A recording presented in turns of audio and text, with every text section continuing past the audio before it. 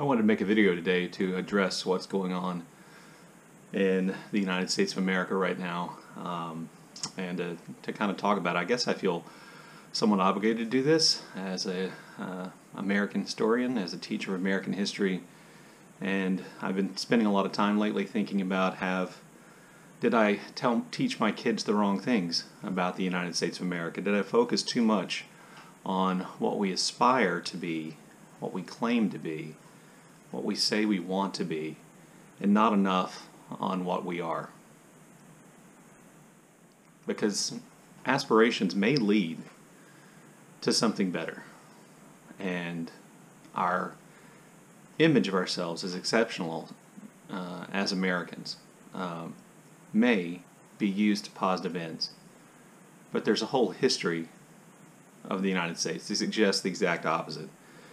And one of the things that I will be honest with you that I thought in November of 2008 was that we might have actually moved forward, that the election of an African American man president of the United States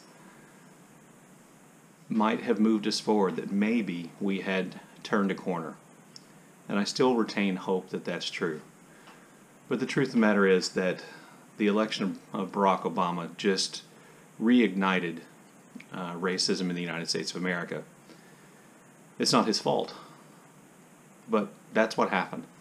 I live in Texas, I grew up in the South, and I promise you, I'm aware of all the subtle and not subtle forms that racism takes in the United States of America. I fear for the racist ideas that have inadvertently or intentionally been embedded in my thinking and in my brain, and I work hard to root those things out, to examine those things for myself, and to try to move beyond those things. But the truth of the matter is that you and I if you're an American, you live in a racist nation. I don't mean racist in the past, I mean racist right now. And there's no way around it. We have a president who is a racist. There's no way around that.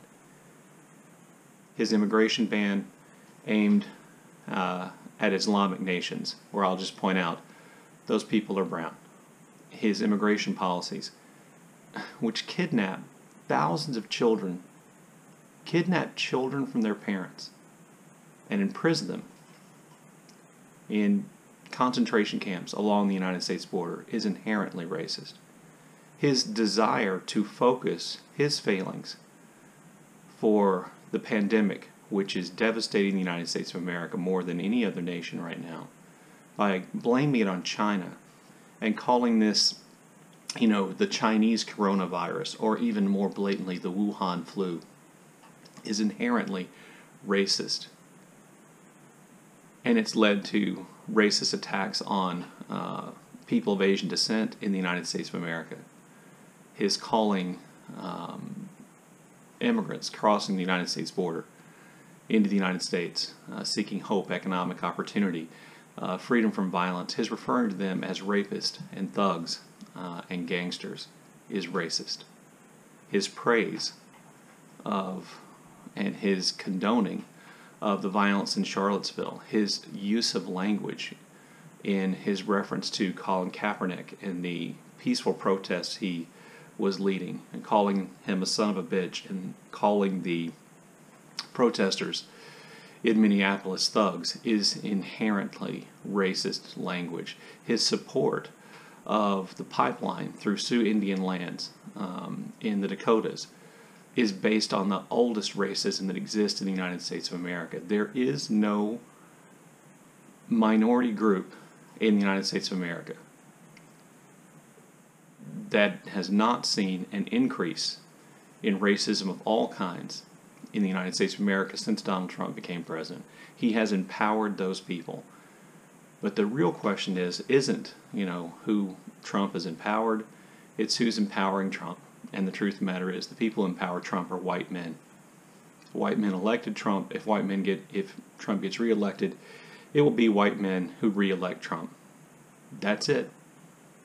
Those are the people who are responsible for putting Trump in power and for keeping Trump in power. I am a member of that group, even though I'm not a Trump supporter and I didn't vote for him, and I won't vote for him in the upcoming election. And I feel a responsibility for bringing about change, because we are the people who wield the majority of political power in the United States of America.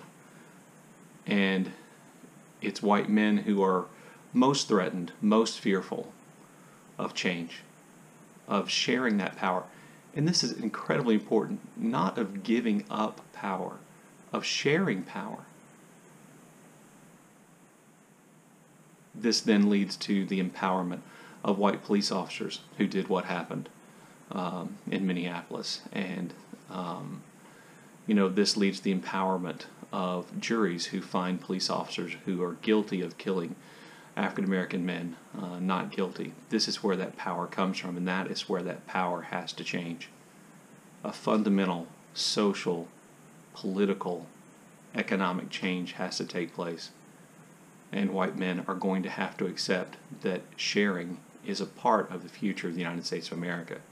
We are at this moment a racist nation. We should aspire to be better. And that aspiration has to begin with white American men.